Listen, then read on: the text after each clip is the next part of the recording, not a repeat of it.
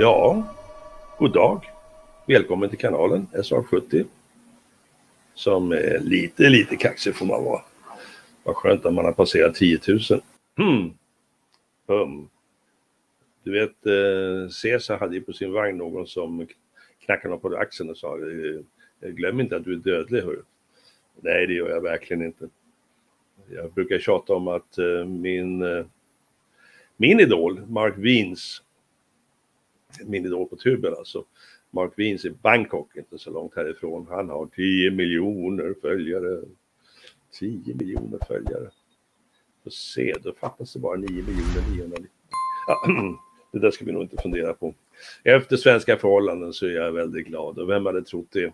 Det här startade ju bara som en terapi. I covids tecken, man gick omkring och trampade en cirkel i golvet och hade ingenting att pyssla med.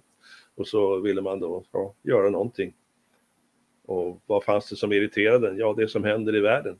Framförallt då för mig, som ni vet nu, som jag tjatade om så mycket, svenskt rättsväsende som inte står så där alldeles jättebra till. Hur är det med rättsväsendet runt om i världen då? Ja, det verkar inte vara så där jättemycket bättre det. Finns det regler och bestämmelser för hur vi ska bete oss mot varandra, länder och folk emellan? Ja, efter andra världskriget så startade vi någonting som heter FN, men som nu har blivit en fullständigt, jag är fascinerad av vilken sammanfallet ruin det är. Häromdagen så kunde vi se den här, jag vill inte ens knappt ta namnet hans i min mun, Guterres.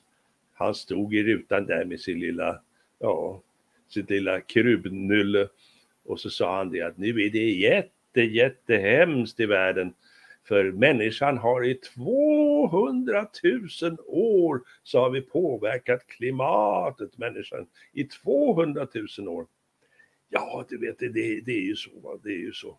Det måste ju vi alla tänka på att för 200 000 år sedan, då var ju de här Teslorna, de var ju inte så här väldigt utvecklade. Det var ju mer de här gamla, du vet, familjen Flinta. Du har ju sett hans bil. Han har fötterna i backen där och bla bla bla och så trampar han iväg. Det var lite basic, men det är klart att det gjorde ju väldigt stora avtryck, va? För att han var väl kanske lite dålig i magen. Nej.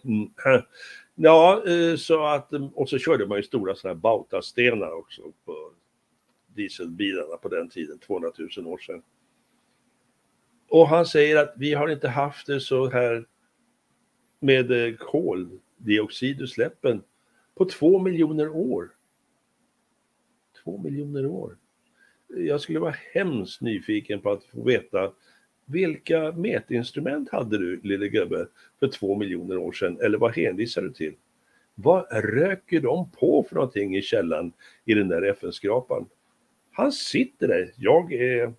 Om man inte kommer ihåg det så kan han ju titta på visitkort och säga nu, jag är chef för FN.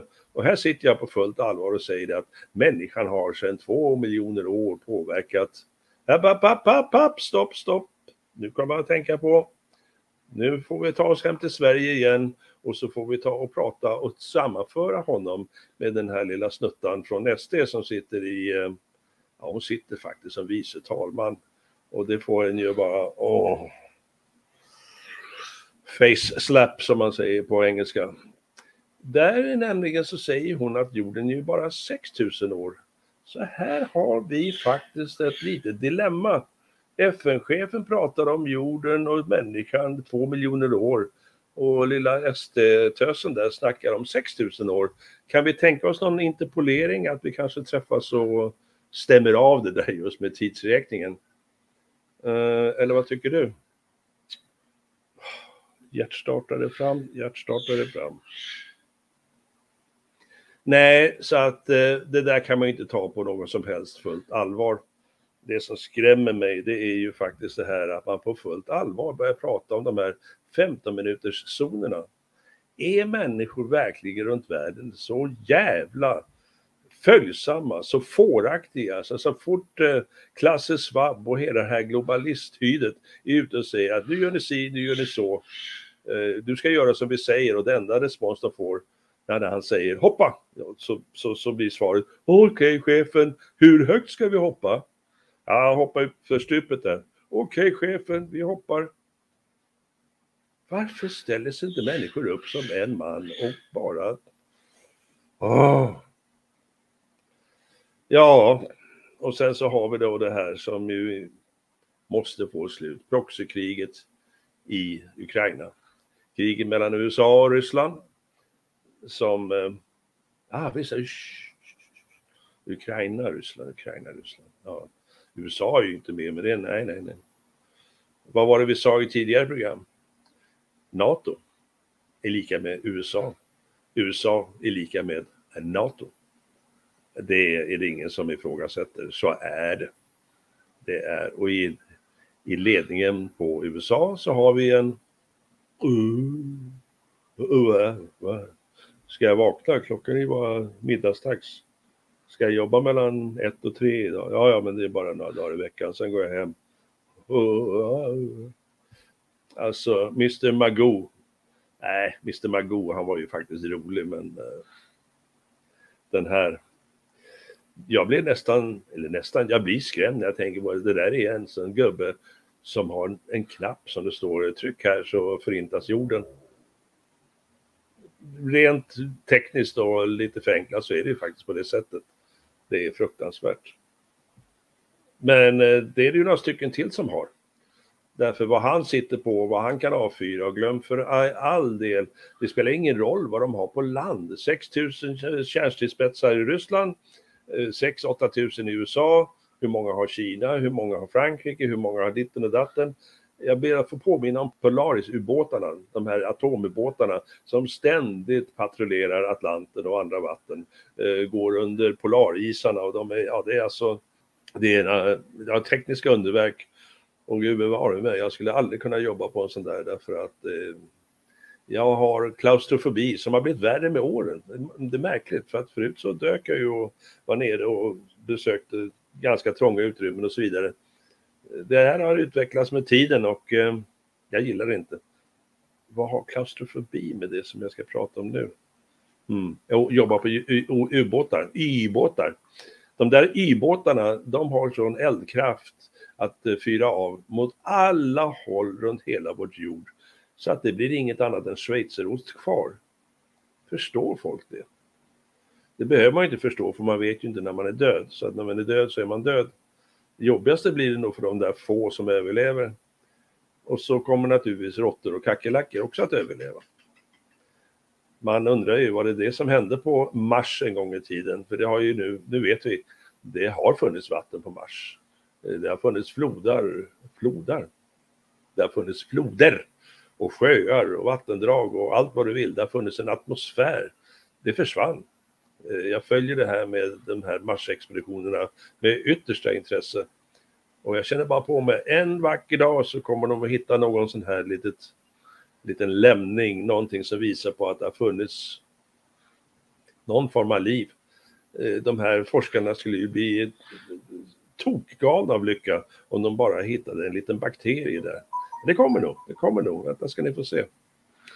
Ja, det jag ville visa idag, det är faktiskt de här Redacted igen. För jag tycker de är väldigt duktiga och de på ett bra sätt så belyser de vad som föredrager sig haver i världen. De går gärna in och titta på dem. Jag lägger länk här nere som vanligt. Idag så tar de upp bland annat vad London, högkvarter ligger ju där, men alltså Storbritannien, vad de pysslar med. Och det är som man tappar hakan. Jag ska inte gå i förväg och avslöja, men det finns alltså en spionchef, en högt uppsatt, som redogör där för vad engelsmännen håller på med. Eller vad de ska göra, vad han tycker att de ska göra. Lyssna på det och man har tappat hakan så många gånger så det börjar bli blåmärken snart på undersidan. Vad är detta för någonting? Vad är den enda lilla ordet om diplomati, fredslösningar och sluta kriga? Vem pratar om det? Under Vietnamkriget så pratar man ständigt om eldupphör, diplomatiska förhandlingar. Under Irakkriget så var det samma sak. Man skickade dit Olof Palme som medlare. Det var ju en hopplös mission impossible i och för sig. Men man pratade om det. Ingen pratar om det. Men nu häromdagen så var minsann Putin och Xi från Kina i lite sådana här möten. De gillar inte varandra, de där två speciellt. Men det spelar ingen roll, för de gör bara affärer. De var tillsammans och Xi kommer med fredsförslag. Jo tack du, där står han och ska spela fredsduva när han i bakhuvudet bara står och funderar: när och hur ska jag plocka Taiwan? Och det, mina damer och herrar, kommer bli en mycket värre historia för världen än vad det här i Ukraina är. Nej, nu tar vi och kikar på det här från Redacted, för jag tycker det är faktiskt mycket bra och aktuellt. Sen ska jag gå och mörda mina papegojor som inte kan vara tysta när jag spelar in.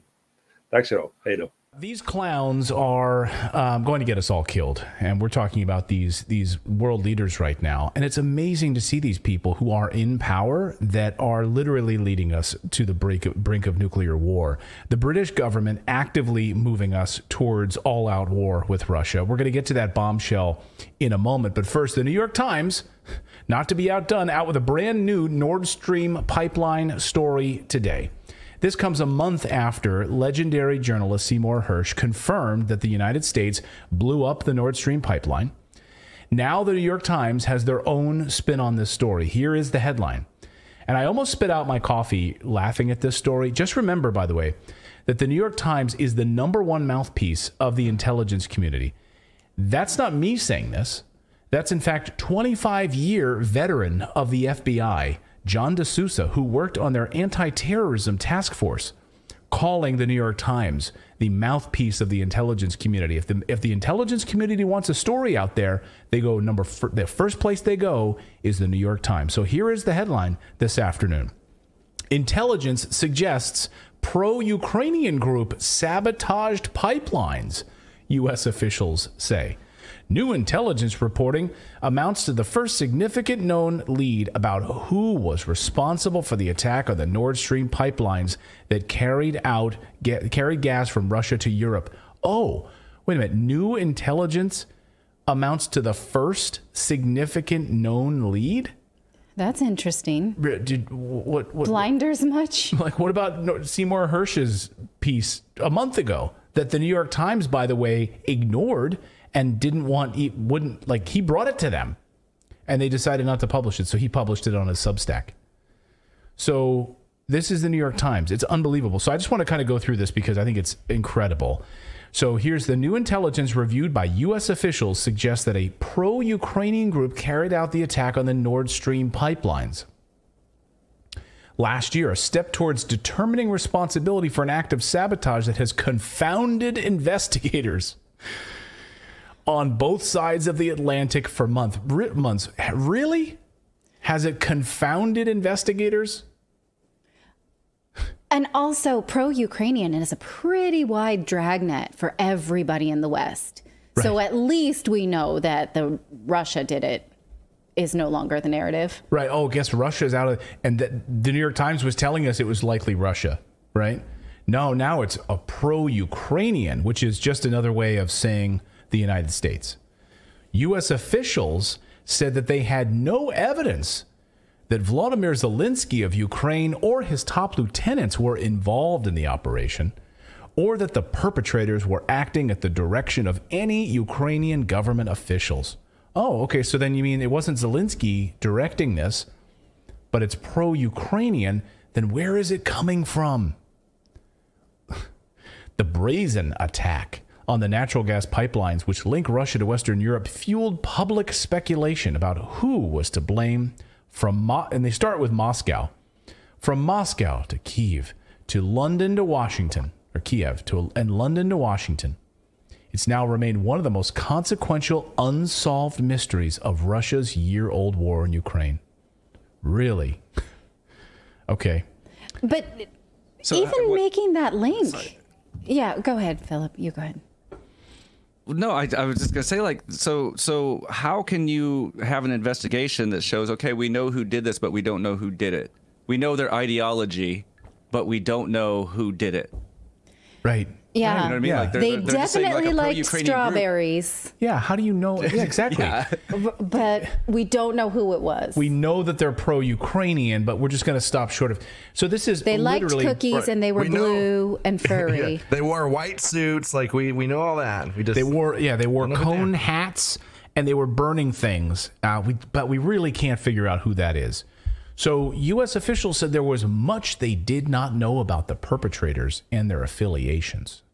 So U.S. officials say. So if you ever needed any more evidence that the New York Times is just a mouthpiece of the intelligence community, here it is. So we're not going to go so far as to say that it was the United States and their clandestine sabotage operation that was carried out under the dark of night by the U.S. government and the CIA. We're going to just stop short of that and call them pro-Ukrainian. So that's that piece of the story. So I wanted to make sure I brought that to you. Now to Britain, pushing all-out war with Russia. In a repeat of World War I mean, you could rinse and repeat, where Britain declared war on Germany and then brought everyone else into the mix with them, from Belgium to France to Italy, etc. Now Britain is doing the exact same damn thing with Russia. So last night we heard from Tobias Ellwood, who is the head of the British Parliament's Defense Committee. Now, he's their spy master. This isn't some low-level guy. This isn't some just like random, I don't know, even low member of Parliament. No. This is the Parliament's Defense Committee head. And now calling for a direct war with Russia from the West. A head-on collision, essentially. Watch. We are now at war in Europe. We need to move to a war footing. We are involved in that. We've mobilized our procurement processes. We're gifting equipment. We need to face Russia directly and rather than leaving Ukraine to do all the work. Okay. To do all the work. For what purpose? For Britain. Yeah, let's go to war with Russia directly. We need to stop all this pussyfooting around and go to war with Russia directly now. No more foreplay. And we knew that this was coming. And this had been long predicted. In fact, going back, I was reading pieces today from The Guardian from 2014, where they were saying the United States is going to bring UK into their war against Russia with Ukraine. Like, that's what the plan is here. And the UK and Europe will be dragged into the United States proxy war in Ukraine. Like, that's the mission here. And this all looks like part of the plan. It's all coming together. Do you have the video of Zelensky where he's actually saying that it would be better if they struck first to send Russia a message, like NATO and them would strike first? I don't know if you saw that or if you I did see that. Yeah. No, I don't have it tonight, but yeah. So, where he specifically says, what we should do is launch nuclear weapons. We should attack Moscow. Like, let's attack Moscow. Did I say that correctly? I think, I'm paraphrasing. He said it a few times in various iterations over the last 6 months. But in the past few days, he said something. Yeah, he said it again. Said something about deterring, like, nuclear war is not okay unless we, declare it on Russia in order to deter Russia, deter them from. Yeah. So that's how which makes sense. Right. Let's attack Moscow. And use nuclear weapons to do it and wipe them out. Yeah, a nuclear deterrent ceases to be a deterrent when you employ it. Right. Then it's just an attack. Then it's just, and then everyone's annihilated, and we're all dead. Right. Like, we are on the precipice. I mean, you're seeing now what's happening in the UK, and if you just read what people in the UK are talking about, people are really concerned that their government is one step away from a major direct head-on collision with Russia. So this all looks like part of the plan. Just a few days ago, in February, Ukrainian President Zelensky went to the UK, you remember this, and to shop for new weapons, asking for jet aircraft. He went there to a standing ovation in front of Parliament. He gave away a helmet that was signed and basically asking for more jet aircraft because we have to stand up for democracy. Watch. We know Russia will lose.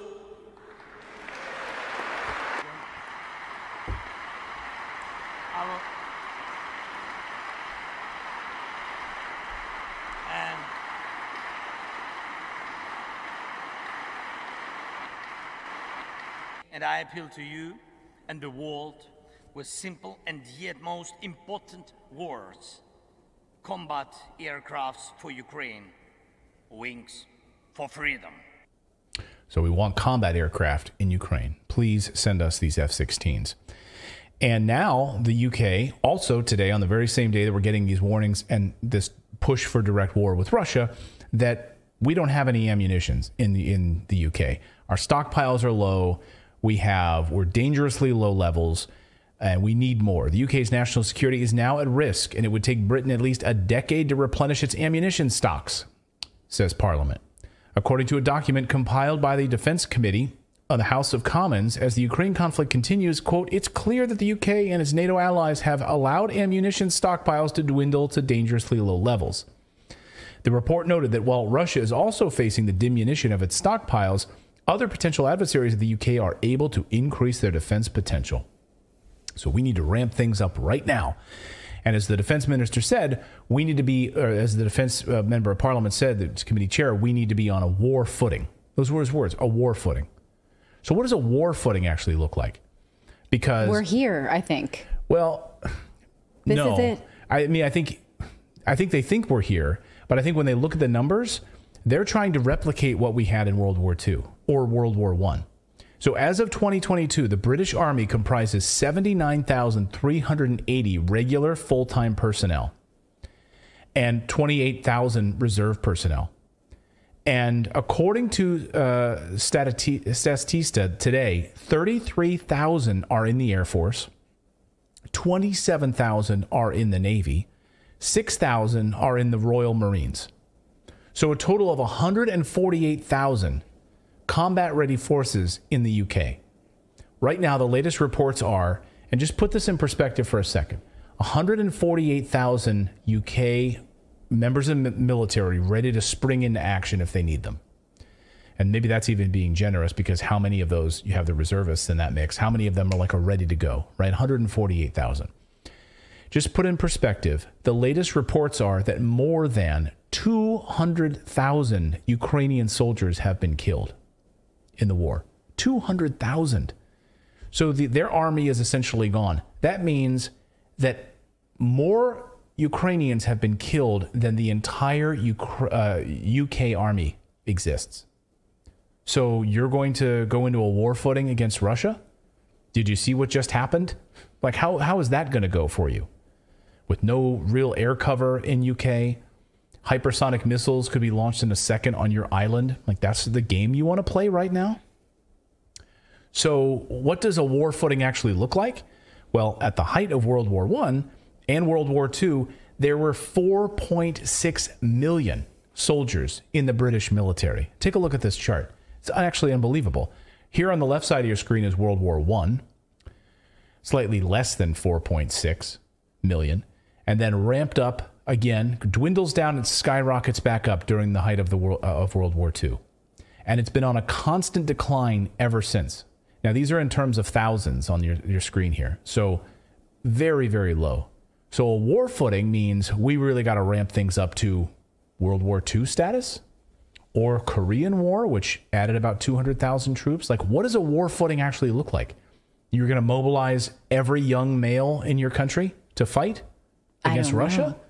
I mean, yes, because that is, it's put Rosie the Riveter in the factories because you take all the men. Right. That is a war footing. Yeah. So it's convert. A league of their own. By the way, we did hear that, right? We heard them saying we need. Well, I forget who a member of the UK Defense Department a few weeks ago said specifically that we need to turn our factories into a war footing. So we get literally starting converting all normal factories of consumer production into war manufacturing. Well, that's one of the emergency powers that President Biden already gave himself, right? Which is to take normal manufacturing chains of supply and prioritize them for weapons. So what might go to building homes or machinery or computers or what have you, the American government already has the power to jump the line in order to make weaponry. And they are.